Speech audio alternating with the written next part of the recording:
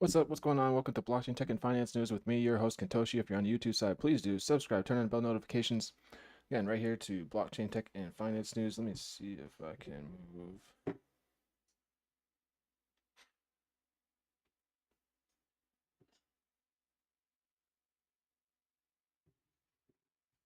You know what? Whatever. I'll just keep it here. Doesn't matter.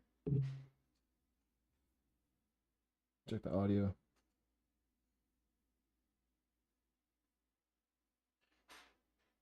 What's up? What's going on? Welcome to Blockchain Tech and Finance News with me, your host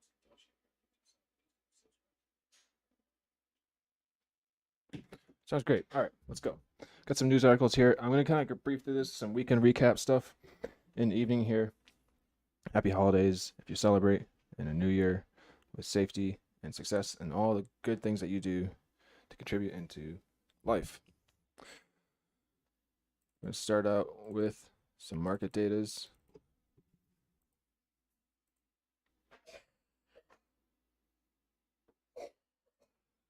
All right, let's go. With the Dow up 0.53%, NASDAQ Composite up 0.21%, S&P 500 Index up 0.59%, Global Dow 0.06%, Gold Continuous Contract up 0.1%, and crude oil down 0.26%. In the Europe market, we have the FTSE 100 up 0.05%, the DAX up 1.9%, CAC 40 down 0.2%, FTSE MIB up 0.27%, IBEX 35 down 0.04%, Stock 600 up 0.04%. In the Asia market, we have the Asia Dow up 0.3%, Nikkei 225 up 0.65%, Hang Seng down 0.44%, Shanghai Composite up 0.65%, the S&P BSC Sensex up 1.2%, FTSE Straits Time is down 0.36%, S&P ASX 200 benchmark is down 0.63%, and the Kospi Composite Index is up 0.15%. And the currencies of Forex, we got the Euro, 0 change, the Japanese Yen down 0.01%, the British Pound down 0.02%, the Australia Dollar down 0.03%, the US Dollar Index down 0.1%, the WSJ Dollar Index is up 0.02%. In the cryptocurrency market, we have Bitcoin, $16,827 per BTC, up 0.04%. Ethereum, up 0.12% at $1,218.18. In the rates market, we have the U.S. 10-year Treasury note, 0 change. Germany 10-year, well, that's probably because these markets are closed, maybe. Let's go. The futures, crude oil futures, down 0.26%. Gold continuous contract up 0.1%. E-mini NASDAQ 100 index continuous contract down 0.07%. E-mini Dow continuous contract down 0.07%. E-mini S&P 500 future continuous contract down 0.04%. The silver continuous contract up 1.26%. Brent crude oil continuous contract is up 0.06%. Let's go into the first piece of news we have for the day to read from. We got CoinDesk. Bitcoin miners powered off as winter storm battered North America. Computing power on the Bitcoin network dropped about 40% over the weekend. This is from Eliza Gritsky, writer-reporter for CoinDesk. Miners across the U.S. powered down over the weekend as a powerful storm swept across North America. The Bitcoin mining hash rate, a measure of computing power on the blockchain, dropped about 100 exahash per second, or 40%, to 156 EH between December 21st and December 24th. Data from BTC.com showed it returned to about 250 EH as of December 25th. The practice known as curtailment is touted as a way for miners to help electricity grids. The miners' steady demands that ensure power producers are bringing in revenue to offset costs, but can power off when demand from other sources is high, such as during winter storms. The U.S. and Canada have been hit by an Arctic storm that sent temperatures as low as negative 50 degrees Fahrenheit in the western U.S. state of Montana, according to the BBC, and covered western New York State with as much as 43 inches of snow. At least 37 people died as a result of the storm. Foundry USA, the biggest mining pool in the U.S., lost more than half of its hash rate on December 23rd, the biggest loss of any major pool. According to statistics from information platform Mining Pool Stats, Foundry is owned by CoinDesk's Parent company, Digital Currency Group. Some of the U.S.'s biggest miners also curtailed operations. These included Riot Blockchain and Core Scientific, which is undergoing Chapter 11 bankruptcy procedures. In Texas 99 of industrial-scale Bitcoin mining load was turned off at 6 a.m. on Saturday. Lee Bratcher, the founder and president of industry group Texas Blockchain Council, said in a LinkedIn post. Dennis Porter, who advocates for the industry through nonprofit group Satoshi Action Fund, said that the miners' curtailment is proof that they are supporting the electric grid. On the other hand, Denis Rusinovich, a Europe-based miner, tweeted that the big drop in computing power is another confirmation that Bitcoin's geographical diversification is vital. So that's that. Bitcoin miners powered off as winter storm battered North America.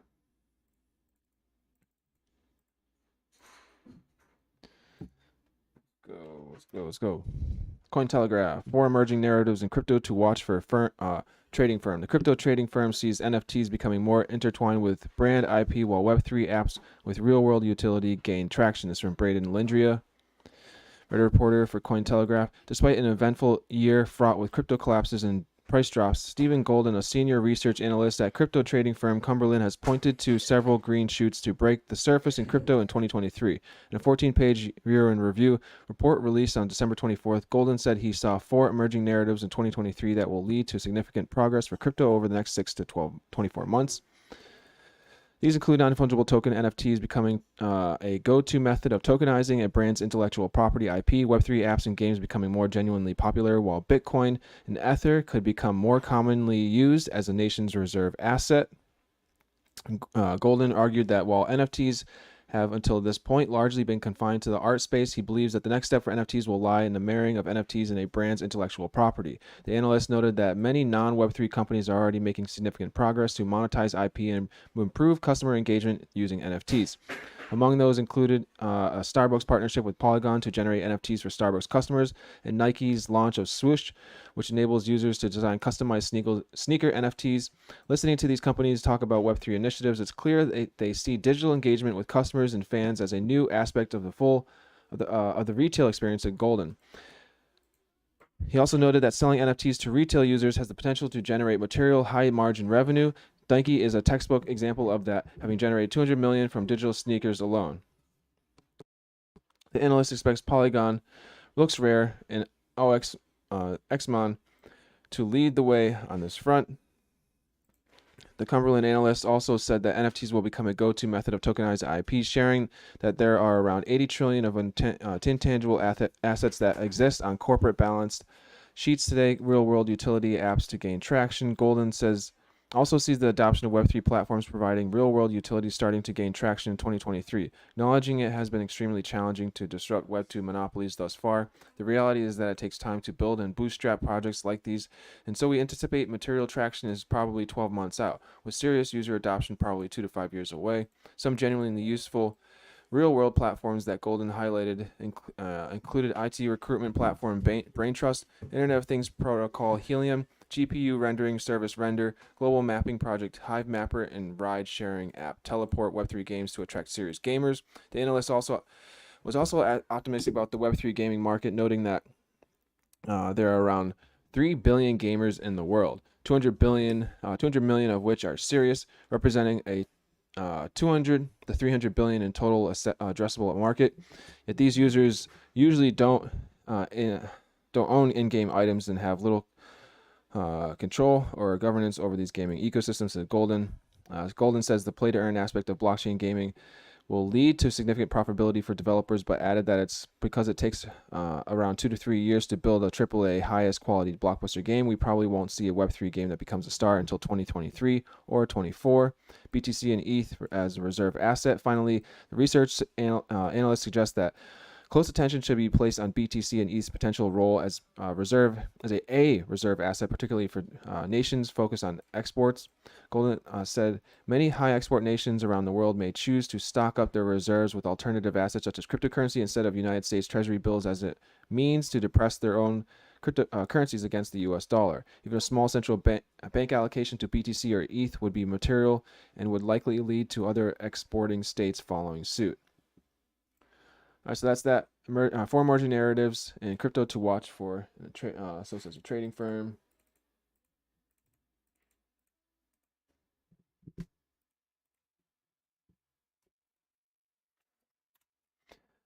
Here we go. Wall Street Journal. The purpose of cryptocurrency. Let's debate. It is to create an alternative government-controlled fiat money.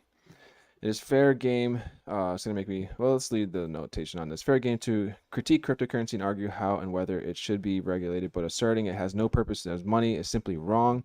Crypto is money without a purpose, by Todd Baker, co-ed, and it, as an application of freedom and innovation to create an alternative to government-controlled fiat money. Crypto's reasons for being couldn't be more clear or noble. Such talk about government money leaves the economic well-being of citizens subject to motivations, competence, and whim of politicians and bureaucrats. We see every day how reckless fiscal and monetary policy devalue the resources Americans have saved over a lifetime of work. So they're gonna let's debate on whether cryptocurrency is or ever will be a viable alternative to government money. So if you got the Wall Street Journal, check it out on that article. Let's keep going. Some of these will be like briefs, right? Check them out, read them on your own due diligence. It's right there in the recap. Source articles right in the description of this video. And leave your chats in there if you want to leave your chats. Your brother tells me video games like Dark Souls is made and marketed for...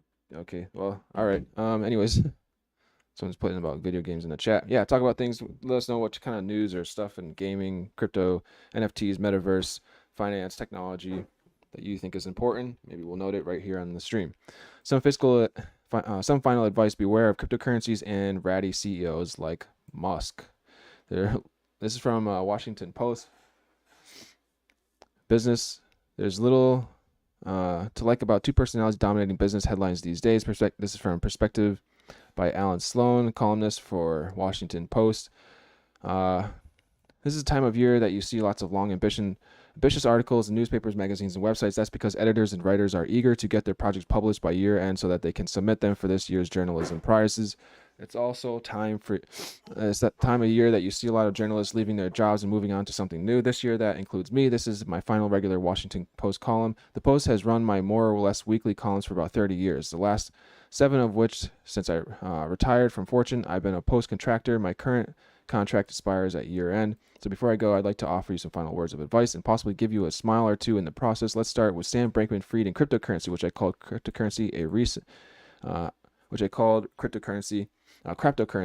column. I use that term because cryptocurrency is a bunch of crap, and it's not a currency, which by definition is something that you can use to buy goods or services, and something that you can get when you sell goods and services.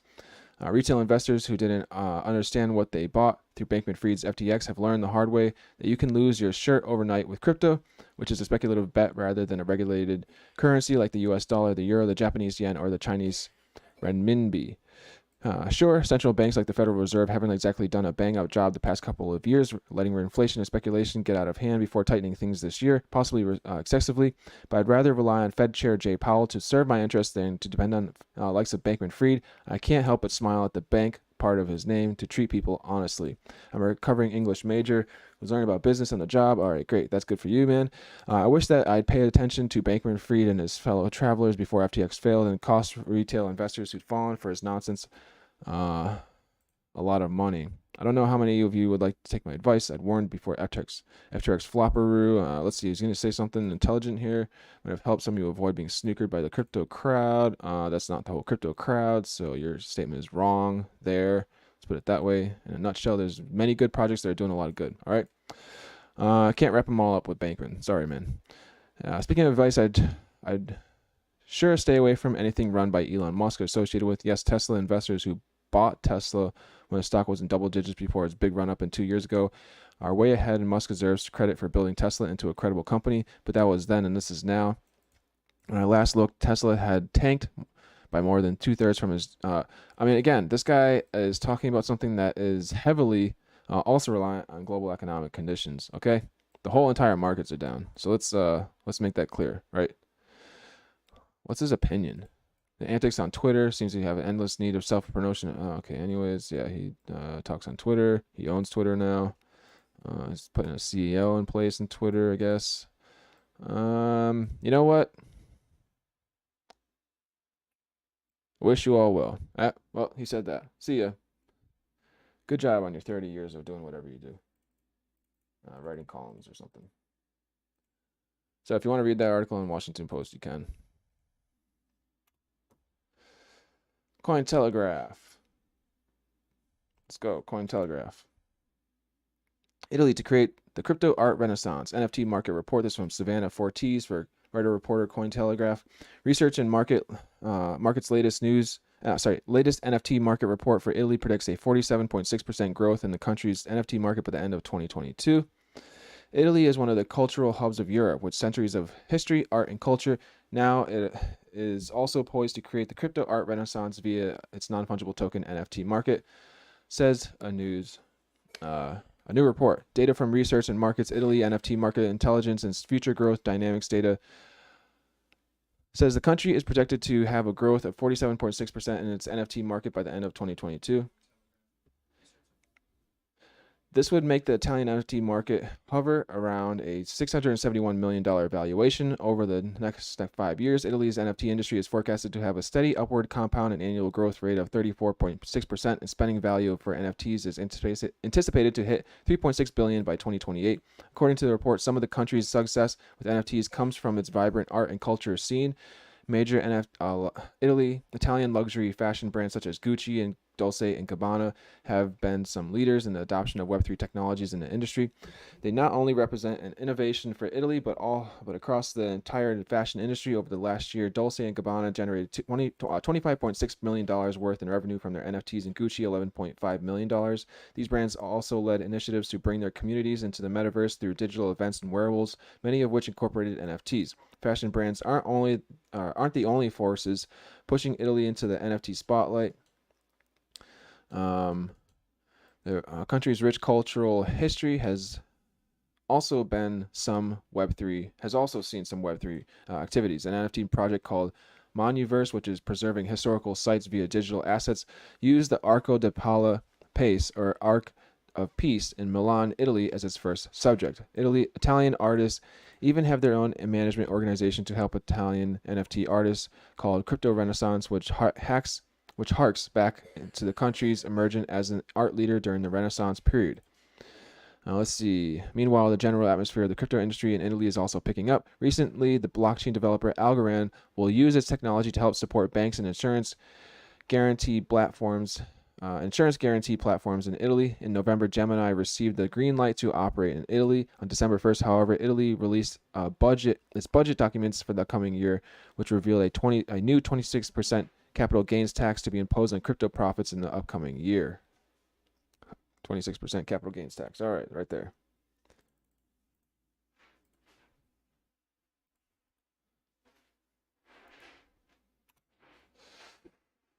This is from NFT Now. The 5 most unforgettable NFTs of 2022. Calling a 22 a long year is a big understatement. From the Ethereum merge to the FTX scandal to the depths of the bear market, we've seen the good, the bad, and the gray. But now we've reached the final leg. It's worthwhile to take a look back at some of the most interesting NFT sales from the last 12 months. We're not talking about the most expensive NFT sales, nor are we pointing to the cheapest, the best, or the worst. Today, into the most interesting and unforgettable ones. The NFT sales that even months after their respective launches, left unforgettable impressions that haunt your mind with glorious dreams of the future of Web3. We got Goblin Town.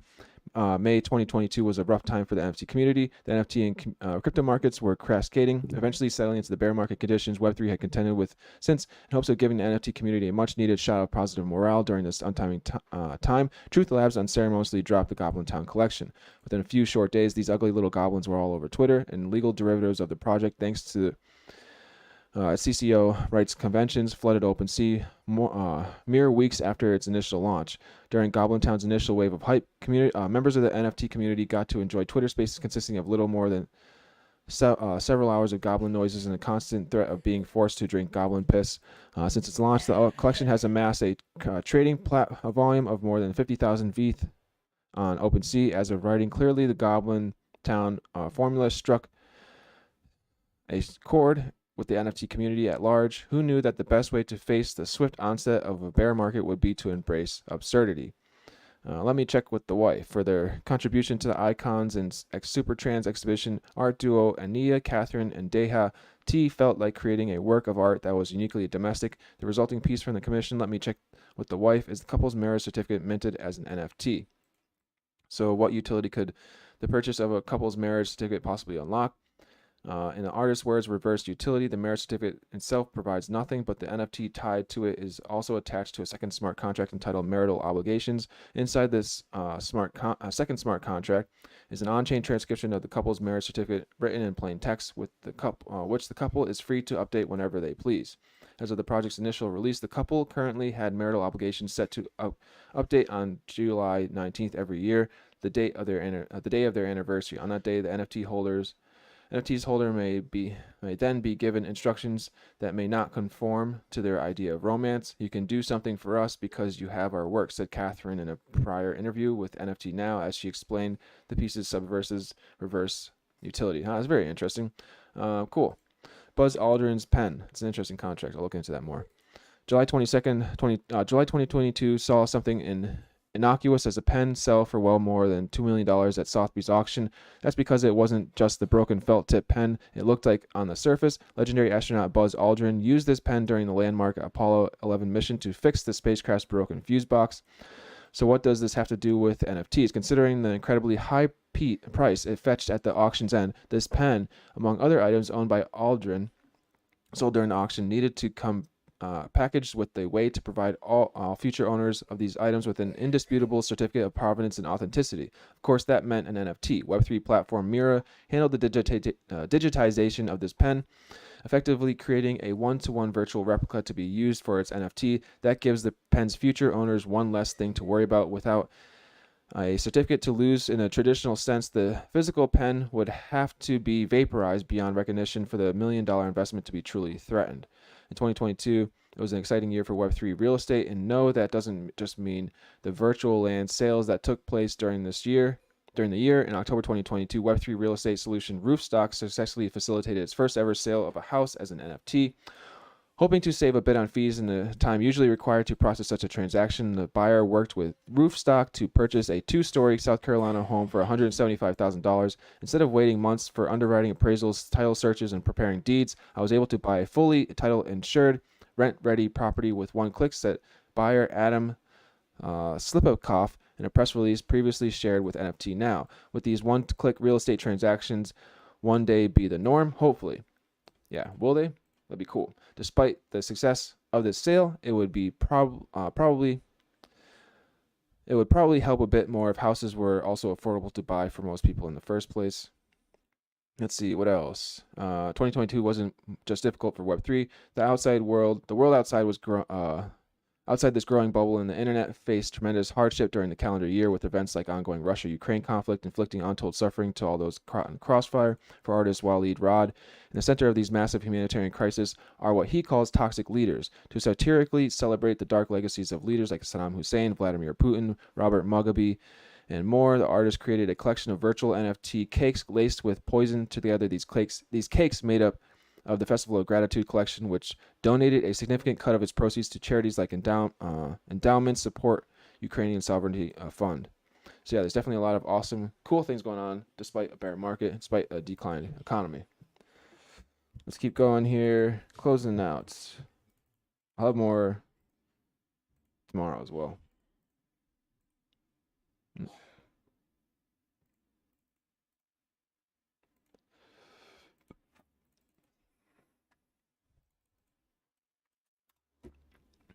It's from Yahoo Finance, 12 biggest metaverse companies in the world. It's from Tai Haki, writer reporter for Yahoo Finance. In this article, we'll be taking a look at the 12 biggest metaverse companies in the world. To skip our detailed analysis, you can go directly to see 5 biggest metaverse companies in the world. If you've been on the internet the past year, of course you have been since you're reading this article, you will have heard of the metaverse. All right, I want to go right into it. I'm going to kind of skip around here to just go right on into basically they're talking about it, but we just want to note it, okay? Decentraland, number 12. Decentraland is a 3D virtual platform where plots of land can be bought as NFTs. Major companies including Samsung and PwC have appeared in Decentraland, while others have bought properties on the platform. Sotheby's held its first metaverse auction in Decentraland as well. Sotheby's is a very well-known, reputable artwork auction house that's also now doing NFT auctions. Epic Games is known to most gamers in the world thanks to its famous game titles such as Infinity Blade series, Gears of War, and Fortnite. It also developed Unreal Engine, which is a game engine Epic Games committed over $1 billion in 2021 to cement the company's commitment to the metaverse and has received investment from other major companies to continue supporting its foray into the metaverse. Animoca Brands, the Hong Kong game software company, purchased a majority stake in Pixelinks, which is a music metaverse platform. We got Roblox Corporation. Roblox Corporation is a video game producer which has used the term metaverse significantly in its marketing. Among the most successful metaverse companies in the world, Roblox Corporation has 47 million daily users globally and 9.5 million developers who create games and worlds in the metaverse for users to fully immerse themselves in. Then we got Adidas, a German sports apparel company, does not seem to have much in common with the metaverse, but here we are. The biggest sports manufacturer in Europe and the second largest in the world, Adidas has produced virtual gear and claims that it is the first ever collection of digital apparel from three stripes designed for new realities. The digital gear can be used in the metaverse. Unity Software Inc.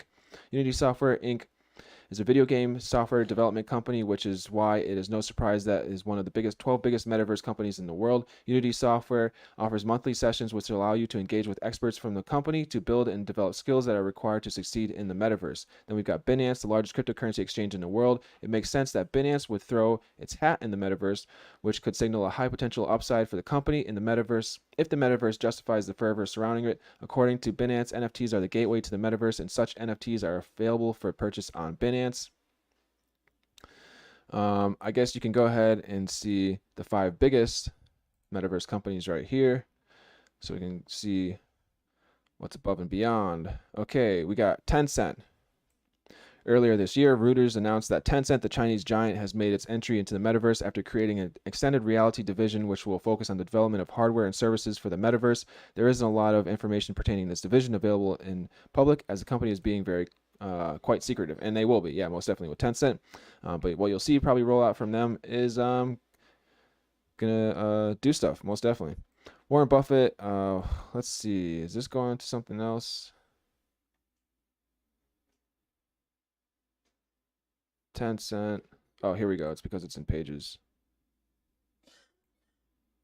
Then we got NVIDIA Corporation, known for its graphics processing units and foray into artificial intelligence world. NVIDIA Corporation has launched the NVIDIA Omniverse, an evolutionary new platform for virtual collaboration and simulation. Omniverse is enabling individuals and companies across multiple industries to address the challenges of complex 3D workflows by connecting users, content creators, creation tools, and enabling artificial intelligence. Can I just see it all? There we go. To be used across shared virtual worlds. We got Microsoft Corporation, the largest software company in the world. Microsoft Corporation has partnered with Meta Platforms as they aim to deliver immersive experiences in both work and play. Microsoft Teams, a business communication platform created by Microsoft Corporation, has now over 270 million active users and is the most popular such platform in the world. According to Microsoft's Corporation Work Trend Index, more than 50% of millennials and Gen Z envision a future where some of the work will be done within the metaverse. One of the products being brought by the company is Mesh for Microsoft Teams, but to Meta Quest devices, which will allow people to gather virtually for work and allow them to collaborate as if they were in person. Then we got Alphabet Inc. Alphabet Inc. Google is one of the biggest companies in the world, and the parent company of Google. You may be familiar with Google Glasses, which were ahead of their time and didn't really take off. This led to Alphabet Inc. stopping the production of augmented reality devices as the market wasn't as significant, though it now seems the company is returning to the development of AR devices. According to a group product manager at Alphabet, augmented reality is opening up new ways to interact with the world around us. It can help us quickly and easily access the information we need, like understanding another language or knowing how best to get from point A to point B. However, it is important to note that new products are in prototype and need further development. Then we've got Meta Platforms. Meta, we've already discussed that Meta Platforms Inc. completely rebranded itself to signify its belief and commitment to the metaverse. But now we'll discuss some of its plans to do exactly that. The company claims to be moving beyond 2D screens and into immersive experiences in the metaverse, helping create the next evolution of social technology. To access the metaverse, you can purchase the Meta Quest, while the Meta Spark is a platform that provides the tools and resources needed the required tools and resources needed by augmented reality users. Smart glasses are another piece of technology that the company has come up with, which will provide a gateway to the metaverse where you can record audio and video through your glasses and add augmented reality touches as well. Insider Monkey focuses on covering the best investment ideas of hedge fund insiders. Please subscribe. Yeah, you can see that if you want. All these articles are in the recaps. Not in recaps. It's right there in the description on this stream actually now. Used to be on the recaps, but now it's right there for every stream moving forward. Let's keep going, closing out this stream towards the final articles.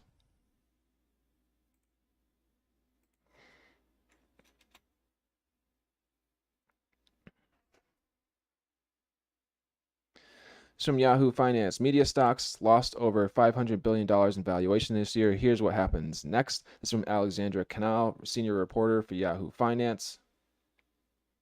The media industry has battled a tumultuous 2022. Rising costs, debt-ridden balance sheets, and a renewed focus on profitability weighed in the battled sector as investors quickly punished companies struggling to return a profit.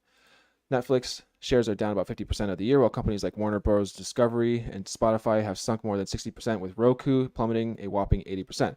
And so then you see that like a columnist guy like who's ending his 30-year career earlier in my stream here talking about how Tesla is down and all blah blah blah. But it's all in a macroeconomical correction right now. Cable operators Fox and Comcast dropped roughly 20% and 30% respectively as Paramount Global Para shares plunged more than 45%. Disney, once a Wall Street darling, also slid 45% on the year, and the stock is heading toward its worst year since 1947 after the much anticipated Avatar sequel missed opening weekend expectations to cap off a challenging year for the House of Mouse. In this year alone, the stock market wiped a whopping $500 billion plus in market capitalization from the world's biggest media, cable, and entertainment companies, with more pain expected in 2023 amid higher interest rates and an unfavorable macroeconomical environment. So what's exactly happening and what could happen next? Or what's happened and what could happen next? Wall Street profit push. Time to be a real company. 2022 was a real soul-searching year for media after the industry experienced a bumpy ride throughout the pandemic with record highs and jarring lows. At the stay-at-home trade ran its course. Peak subscriber penetration levels in the U.S. and Canada resulted in streaming companies quickly seeing growth flatten.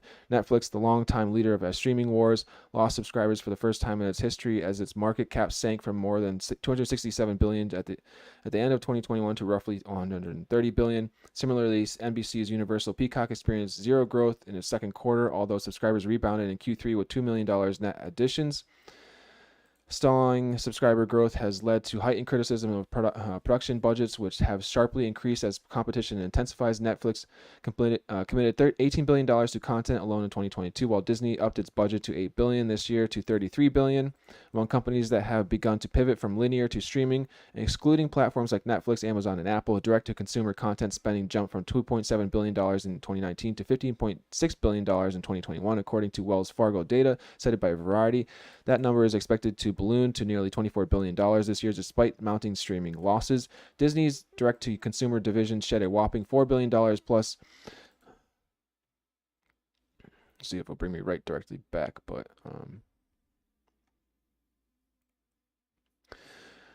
all right, shed a whopping $4 billion plus in its fiscal 2022, which ended in October 1st. Meanwhile, Paramount told investors streaming losses would total about $1.8 billion this year, higher than Wall Street expectations. Warner Bros. Discovery, which had seen its market cap cut in half amid its messy restructuring efforts, reported free cash flow of negative $192 million in the third quarter. Compared to $705 million in positive cash flow the year prior, the company now plans to take on $3.5 billion in content impairment and development write-offs by 2024. They got ad-supported, pivotal for industry. Amid the race to profitability, advertising has become one potential bright spot for investors despite the global slowdown in ad spending. I mean, you want to market yourself, pay for ads. Pay them to the platforms that will get you seen, like Netflix and whatnot, Hulu, etc. Netflix and Disney jumped on the ad-supported bandwagon this year, joining Warner Bros., Discovery, HBO Max, NBC, Universal, Peacock, and Paramount Global Paramount Plus. Netflix rolled out, so that way you can offer like a cheaper version or even a free version with ads included, right? and you get monetization and payouts from the ad providers, the customers who are buying ads on your platform.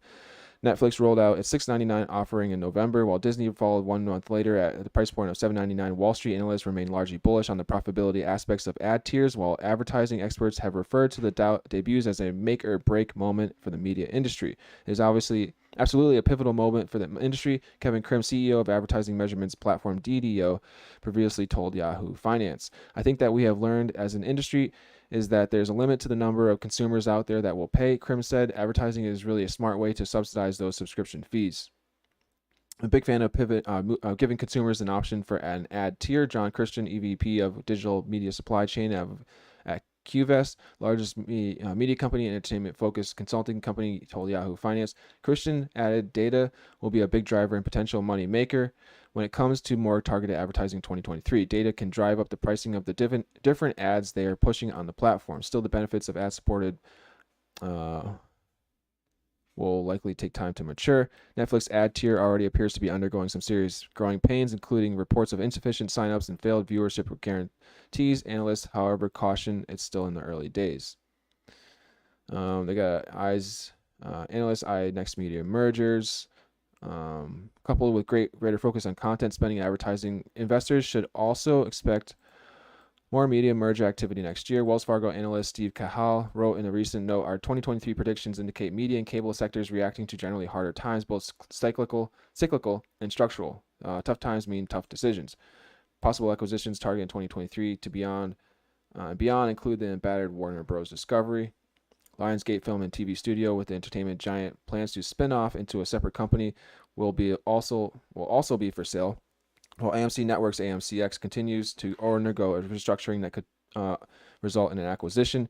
Needham's Laura Martin wrote in a recent client note, Paramount could be attractive to unload, while smaller players like WWE, Curiosity Stream, and Chicken Soup for the Soul will likely sell due to their size. Disney CEO Bob Iger, who returned to the media conglomerate to much fanfare in November, will also face a slew of decisions, including what to do with notable assets like Hulu, sell it to Comcast, and sports behemoth ESPN spin it off. There's also layoffs, hiring freezes hitting the big media. Let's see. This kind of goes on for a bit longer. Yeah, not too much more. Let's talk about that. Yeah. Let's see. Netflix laid off 150 positions.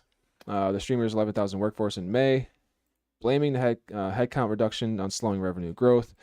Warner Bros. Discovery revealed prominent Discovery executives will be exiting the company after it axed CNN Plus, nixed more CNN staffers, and slashed 14% of the HBO Max workforce this year. So far, the company has eliminated a report 1,000 plus jobs across units as WBD CEO David Zaslav doubles down on restructuring efforts, which have also included scrap projects and programs. Paramount Global began to cut jobs in November, targeting its ad sales group according to Deadline, while AMC Networks AMCX announced plans to lay off about 20% of its U.S. workforce amid CEO Christina Spade's exit. AMC chairman James Dolan reportedly told employees that the network has struggled to offset cable declines as cord cutting accelerates, referencing the company's owned streaming entities like AMC Plus and horror platform Shudder. Similarly, Comcast cable unit made job cuts in November, while Roku slashed 200 jobs, or 5% of its workforce, shortly after its third quarter earnings result. Maybe they should just like have the government take over funding to all these like media things and just say government media, and just they all get like licensing to put their media on government media. Government media, pays them something. I don't know, whatever. We get rid of all these different competitive platforms. They're all struggling and tanking. It seems like and trying to do ad share things, and it's also struggling or having place to find itself to what works and what doesn't. Whatever. Films like Top Gun broke records. Marvel's Black Panther, Doctor Strange easily nabbed $100 million plus in domestic openers. Yeah, so theatrical industry is continuing to recover from pandemic losses of 2022. Still, Disney's Avatar: The Way of Water secured just $134 million in domestic markets over its 3-day opening weekend, missing expectations and sending Disney shares to the lowest level since March 2020. I wonder why that is. I mean, maybe it just took too long to like make a movie. Like you had like no one knows like what's the first one. Oh, I don't know. That was like 15 years ago, and like no one. I don't know. Maybe that's something to do with it. But I haven't even seen it yet. Sounds interesting. I'm sure it's good, right? Wonder why it didn't do that well. Despite the missed, theater executives champion the debut, surmising the movie will steadily add box office dollars over the holidays and well into 2023. Oh, there you go. Yeah, maybe more people are looking to do something. Streaming giants have embraced the theatrical as well as the Netflix Knives Out, Glass Onion, enjoying a successful limited theatrical release over Thanksgiving week, while Amazon will reportedly invest $100 billion to produce 12 to 15 movies a year exclusively for theaters. Yeah, I mean, maybe if movies were just like an exclusive, like, short thing, but then you'd have to have a lot more movies being in production in the theaters. Overall, the domestic box office is estimated to bring roughly $7.4 billion for the year, according to Box Office Pro. So, I mean, like, instead of having like movies in the movies theaters for so long, they were only in there for like grand type review previews, and then they roll out to the platform streamings and home streaming platform apps and things like that very shortly thereafter. And maybe to get to see the movie, you have to get an NFT to go to the movies.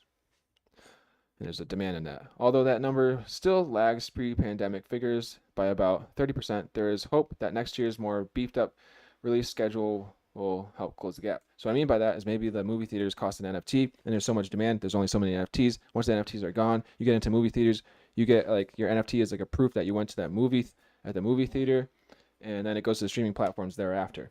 Those NFTs would be like, what are the values of those, and they could go up in cost. And the movie theater becomes like something that's like a scarcity and an experience, a finite experience for people. I don't know how well that would work though. Maybe at first, and then have it and then you open up to like the exclusive first edition, like NFT access to the movie theaters to this movie, and then you got a public viewing of more common NFTs to get to see the next viewing, and there's like a executive premiere public showing, different tier of NFTs that are released to get into the movie theaters at these movie events, and then from there they're taken right out of the movie theaters. Next movie goes in, and then that movie goes into the streaming platforms to subscribers and whatnot, and you get an NFT that as proof that you were at that movie, at the movie theater experience. FTX execs hid $8 billion in liabilities in a customer account that Bankman-Fried referred to as our Korean friends account, CFTC prosecutors allege. This is from Layla Maidan, a Yahoo Finance reporter writer. Alameda Research borrowed billions of dollars from customers' funds from FTX Exchange. The firm's liabilities were then masked under a pseudonym account on FTX. Caroline Ellison and Gary Wang have pledged guilty to numerous counts of fraud. The case of where did the money go is beginning to unravel for crypto exchange FTX. On November 11th, the exchange founder Sam Bankman-Fried filed for Chapter 11 bankruptcy protection for FTX and about 130 of its affiliated companies. The decision came after a scurry of withdrawals left the exchange liquid. On Wednesday, Bankman-Fried arrived on U.S. soil after he was extradited from the Bahamas. On Friday, the Associated Press reported that the U.S. judge had kept secret that two of his former associates, Caroline Ellison and CEO of Alameda and Gary Wang, co-founder of the FTX, pleaded guilty to fraud charges and were cooperating with the feds. Prosecutors feared Bankman-Fried would fight extradition if he knew his partners had turned on him. Alameda Research, a trading investment fund started by Bankman-Fried, had borrowed billions of dollars from the exchange, losing it to a series of bad deals and trades. It was later revealed that the money came from customer deposits. A lawsuit filed by the Commodity Futures Trading Commission on December 13th states that Bankman-Fried directed FTX executives to move Alameda's approximately $8 billion in liabilities to an unknown customer account on FTX's systems. The lawsuit also claimed that Bankman-Fried would later refer to that account as our Korean friends account or the Weird Korean account. It added that although it was a sub-account of Alameda, it did not have the typical investment firm's email identifier. Notes tied to the account labeled it as FTX Fiat Old. The suit claims that this helped mask Alameda's negative balance in FTX. However, the account had the same privileges as those of Alameda accounts, including exemption from liquidation characteristics. A day later, on December 14th, Bloomberg reported that the GitHub account under the name Nishad Singh, FTX's former engineering director, created a code that would conceal Alameda's ballooning liabilities on the exchange. The implosion of the FTX sent shockwaves through the crypto community. A few months before its downfall, Bankman-Fried had assured investors that the worst of the crypto market's liquidity crunch had likely passed. He added that he still had a few billion on hand to shore up struggling firms that would further destabilize the digital asset industry. On Thursday, Bankman-Fried walked out of a New York federal court after being released on $250 million bail. On December 18th, Ellison pleaded guilty to 7 counts of federal fraud charges, including conspiracy to commit wire fraud on FTX customers and money laundering. She could be facing up to 110 years in prison, but has agreed to fully cooperate in exchange for a lesser sentence. Wang pleaded guilty to 4 counts of similar charges. He could face up to 50 years in prison and has also agreed to cooperate with the feds. All right, so let's keep going on here.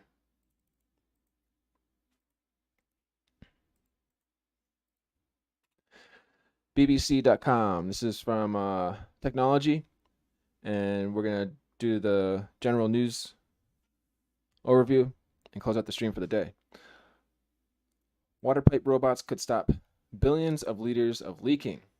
This is from the BBC News by Victoria Gill, scientific correspondent for BBC News. As it looks like a video here as well. Pipelines are laden with sensors and designed to be small enough to patrol water pipelines without blocking them. Around 3 billion liters of water are lost through leaks across hundreds of thousands of miles of water pipe in England and Wales daily, says water industry economic regulator Ofwat. Engineers have now developed miniature robots to patrol the pipeline network, check for faults, and prevent leaks. They say maintaining the network will be impossible without robotics. Water industry body Water UK told BBC News that companies were already investing billions in leakage. But a recent Ofwat report pointed to a lack of investment by water companies. It named several that it said were letting down customers and the environment by not spending enough to on improvements. Water UK respondents said that leakage was at its lowest level since privatization. Leaks are a widespread and complicated problem across the UK. The hundreds of thousands of kilometers of pipe of varying age and in varying conditions supply millions of properties without water. Colin Day from Essex and Suffolk Water said, in this region alone, we look more after more than 8,500 kilometer, 5,282 miles of pipe, and only about half the leaks in those pipes are visible, which means it's complicated to pinpoint where the rest are. Wasted water has been a particularly sensitive issue this year, according to Water UK. 3 companies, South East Water, South West Water, and Yorkshire Water, still have localized house pipe bans in place following the summer drought. And amid the cost of living crisis, Ofwat estimates 20% of the customers in England and Wales struggled to pay their water bill. In the last year, though, according to Ofwat, companies have reduced leakage by an average of about 6%. The industry has committed to a government target of having the amount of water lost by 2050. UK Water accepted that progress needed to accelerate. We're adopting the latest technology, including special in-pipe cameras, satellite imaging, thermal drone technology, high-tech probes, and artificial intelligence, it told BBC News. So flowing beneath our feet is about 217 miles of water. Maine in England and Wales, and more than 300,000 miles throughout the UK. The network is made from a mixture of materials including plastic, cast iron, and steel. An average UK household uses nearly 350 liters of water every day, according to the Energy Saving Trust. We visited the site of a leak repair with Essex and Suffolk Water, which is owned by Northumbria Water, at a suburban site. A team was carefully excavating, navigating the overlying sewer pipe, gas supply, and electricity cables that locate an underground leak. This one was invisible. We detected it through monitoring flow in our network, said Colin Day from Essex and Suffolk Water. We've covered the biggest leaks, burst pipes that the people see. It's these smaller hidden leaks that we need to find. So we're testing in dig repairs, including sealants that can be safely injected into pipes to repair cracks before they develop into a major leak. The technological evolution in leak prevention, according to some scientists, will be miniature robots. So robot pipe patrollers. Some companies already use tethered robots to investigate pipes that are inaccessible, but most of the network is currently inaccessible without digging. This is where much smaller artificially intelligent machines come in. So the new generation of underground robotic pipe patrollers is being tested at the Integrated Civil and Infrastructure Research Center at the University of Sheffield. Pipe bots are miniature mobile robots with cameras for eyes and an all-terrain and and all-terrain legs. They are being developed in collaboration with the water industry to patrol pipes to find cracks and weaknesses before they develop into leaks. Companies only respond reactively to faults at the moment, not proactively, explained Professor Kirill. We need to have the presence of robots so they can continuously collect data before the onset of faults. So they got a toy car-sized robot, and taking pictures, and they have a microphone to listen to the pipe. They're designed to make decisions about whether the pipe is likely to develop a leak, a fault or not. Artificial intelligence specialist Professor Neda Cohen from the University of Leeds says the biggest challenge for pipe bots is communication. Underground, there's no GPS, so they will communicate with each other at short ranges through sound or Wi-Fi. She and her colleagues are developing a system where a larger mother robot carries and deploys a group of miniature robots. They will deposit these little guys to go into the smaller pipes and collect them when they're done, explained Professor Cohen. We will need a whole society of these robots to work in all these kilometers of pipe. If you think about the state of our infrastructure, she said, it is so urgent to do something. It has implications not just for the industry, but for our impact on the environment. The water pipes beneath our feet, said Professor Cohen, are some of the most inhospitable environments on Earth. We can't do this without robotics. So they hope that with the first pipe bots, will patrol the water network within 5 years. Until then, each time there's a leak, the water companies will have to dig around the maze of sewer pipes, gas supplies, and cables to fix it. All right, so that's some piece of technology on water pipe bots to help fix leaks.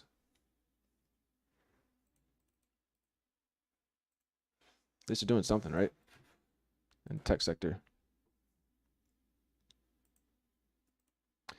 All right, let's close out this stream for the day.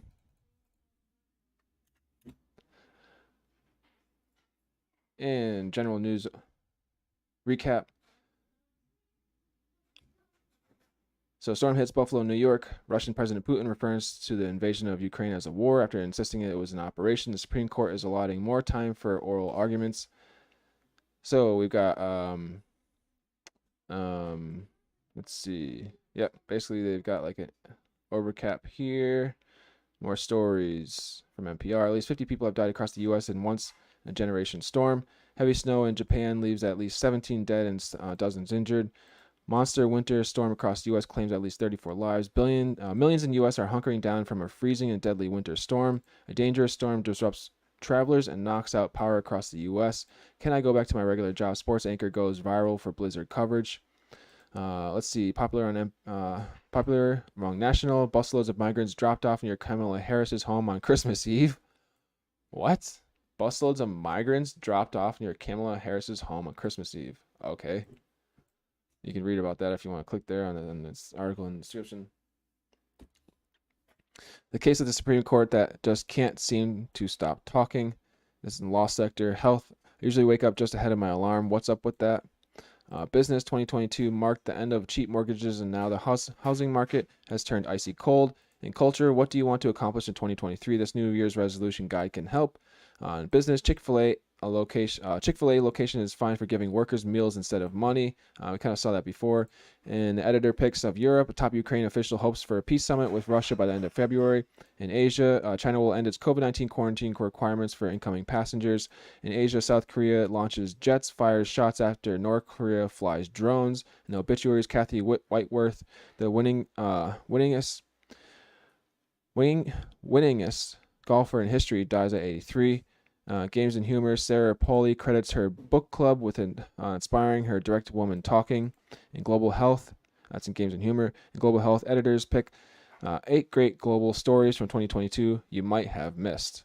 All right, so there's the NPR news brief, and also some more transcript about the 11-minute listen on the morning news brief there. That's all I have.